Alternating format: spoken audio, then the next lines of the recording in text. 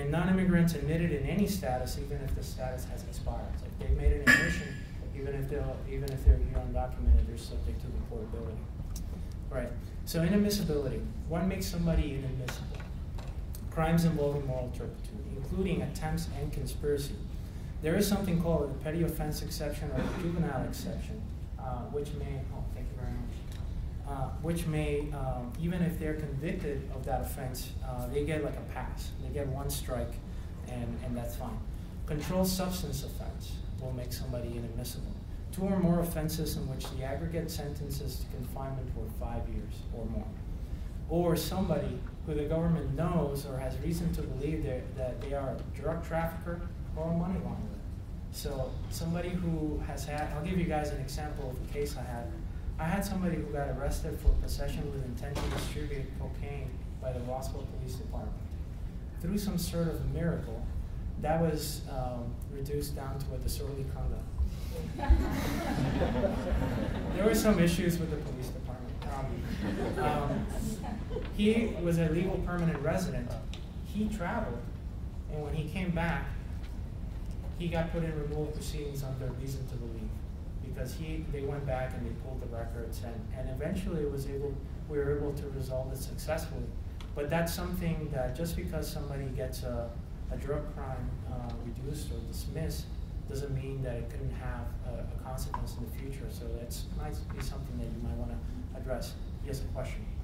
What if it's someone who's an LPR, a legal permanent resident, who has a history from maybe 15 years ago that was never, I guess, picked up, but if they ever try to apply for citizenship, or how does that work? Is that inadmissibility, or does that fall under deportability? Basically, if it was a crime involving moral turpitude, they have a conviction. Yes. That was never picked up, then never. If they ever, as in they were never. Or so you mean after they became legal permanent residents and they were convicted of a CIMT, right? And now it comes to light. If they now want to apply for citizenship. Well, there's and this might, because I was trying to keep this a little basic and it might be out of the scope. No, it's okay. There is a good moral character requirement for applying for citizenship, and depending on what kind of conviction, it might be that he is not deportable as an LPR, but he's unable to become a citizen. But as they'll be able to stay here. They just won't be able to vote. Right. And work for the post office, I guess. Right. But I'll if you want, we can talk about that a little more in detail. Okay. Right. So, like I said, just because somebody gets a drug charge dismissed doesn't mean it's not going to come back and maybe haunt them. So it's something. I mean, there's really nothing you can do if they're accused of that. But and it's great that you probably get them to dismiss that. But it's something that you may want to let them know. And they may want to consult with an immigration attorney, because if they travel, because this is only under 212, an LPR subject to that when they come into the United States. They wouldn't be subject to that if they're here, under 237. So that's one of those subtle differences. All right. So deportability. What triggers deportability? A conviction for a crime involving moral turpitude committed within 5 years of admission. All right. So for a green card holder, that's when they got the green card. And the crime or conviction could have received a sentence of confinement of 1 year or longer. Okay. Also, convictions of 2 or more crimes involving moral turpitude, not arising out of a single scheme of criminal misconduct, regardless of the sentences imposed. So if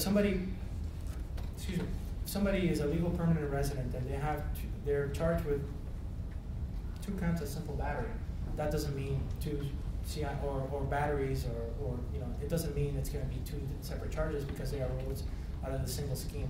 Now, if you have somebody who's an LPR who has a prior CIMT or crime involving moral turpitude conviction, pleading to a second CIMT may trigger something called mandatory detention. So where they get placed in removal proceedings under deportability, and they don't let them out. They have to sit in jail and wait until hopefully their application for relief is successful in front of the immigration court. So that's something that it's quite draconian, but it's there. And they do kind of selectively enforce that sometimes, but if they want to do it, they can do it. Also, a conviction for an aggravated felony can trigger deportability. Okay, a conviction for violating a controlled substance law, including conspiracy or attempt, other than a single offense of possessing 30 grams or less of marijuana for personal use.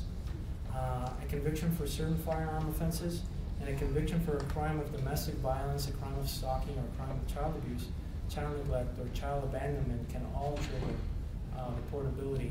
And there's more of those in the book there on the site, but that's kind of like the highlights of what triggers deportability. So what is a crime involving moral turpitude that everybody keeps talking about? Classically, it's a crime that requires evil intent and is distinguishable from crimes that are purely regulatory. I think if any of you have seen True Grit lately, they have this very interesting discussion about malum in se, malum prohibitum. It made me thought of crimes involving moral turpitude. That's kind of what a big immigration nerd I am.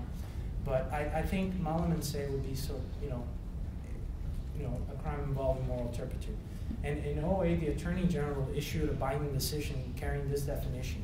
To qualify as a crime involving moral turpitude for purposes of the INA, a crime must involve both reprehensible conduct and some degree of scienter, whether specific intent, deliberateness, willfulness, or recklessness. And that's under matter of Silva Tribunal. So there is some room for maneuvering, and we did pass this out, this frequently encountered offense cheat sheet, and that was my bad. I submitted this very late, so I don't think it was available for you guys to download. But on here, we talk about what we think is a CIMT, there was a previous discussion about like divisible statutes when you can maybe argue that it's a crime charged under a certain section of the statute is not a CIMT versus charged with the other one. So this is, and we sort of worked off that graph that was provided earlier about the common offenses on there. All right, so what is an aggravated felony? Okay, once again, it's defined by statute, but these are some of the highlights. Murder, rape, sexual abuse of a minor, illicit trafficking in controlled substances, a crime of violence for which the term of imprisonment is at least 1 year. All right, so this is where, and backing up again, the definition of what is a conviction, the 12-month sentence. If the disposition says 12 months confinement, further ordered to be served on probation, that is a 12 months confinement sentence. And if it's a crime of violence or if it's a crime of theft, your client is an aggravated felon.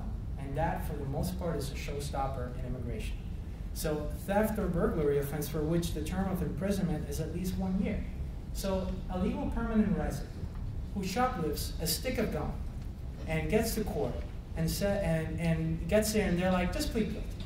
You'll pay a fine, you'll be on probation for 12 months, good to go.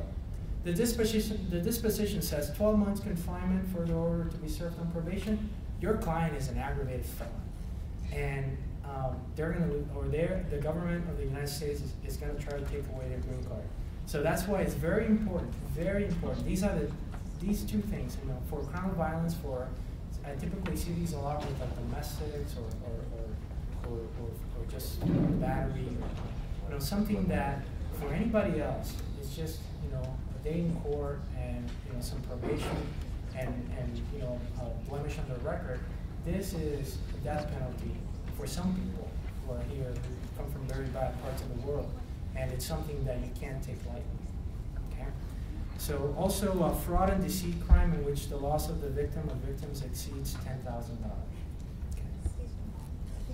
If they could get 12 months, but you somehow managed to negotiate a shorter sentence, like a misdemeanor, and it could get up to 12 months, but by some miracle you get 6 months, would that keep them out of this? Absolutely, absolutely. And I'm going to talk, a couple of slides down the road, I'm going to talk about crafting the plea to try to keep your client safe. Okay, and but that's a very good question. I'll address it. Okay. Oh. We didn't have to wait that much. All right, so crafting safe pleas. Well, first of all, I know that this is not always possible. Avoid the conviction. DWAP, no pros, PTI. You know, just try to keep your client out of trouble. I mean, I know you do that anyways, but you know, that's I think ideal for a person that has immigration issues. Plead to an alternate charge. Plead to maybe a simple battery instead of an FEA battery, right? As we, as I showed you earlier, you know, crimes of domestic violence can trigger deportability. So it's not. It's something that, you know, if you can sort of change it. I mean, ideally, disorderly conduct is the way to go. So if you get them to let you plead to a simple battery as opposed to an FEA battery, do they not go behind the face of the accusation and look at the actual facts and see that it was still a domestic situation, but we pled to a simple battery as opposed to the Family Violence Act? Does that still helps them? It doesn't. Yeah, I mean, it as an immigration attorney, a plea to a simple battery, I prefer to have that than a plea to a domestic. Even if the government wants to be aggressive in pursuing removal of the client based on the record, I think that having that would put your client, if you can't get it to anything less, at least getting it there, you know, gives the immigration attorney a better chance to fight for your client. You know. What about an act assault reduced to a fray? Does fighting, is that bad, a fray? A fray? I think it would still be a crime of violence, I think. So simple battery would be better than a fray, just fighting? I think well, I mean, either one. It's just, it depends on the sentencing. And simple battery depends on what section is charged under. Because a simple battery, there's a section of the law that. So we understood under 12 months, but I didn't know a fray was a good one to reduce an act assault. It's a misdemeanor. I may have to defer to the experts on that. Okay. When we talk later, I think a fray would still be a crime of violence. Yeah, I think it would still be considered a crime of violence. Not good. But yeah. So then at that point the consideration would be the sentencing. But I'll have to double check that.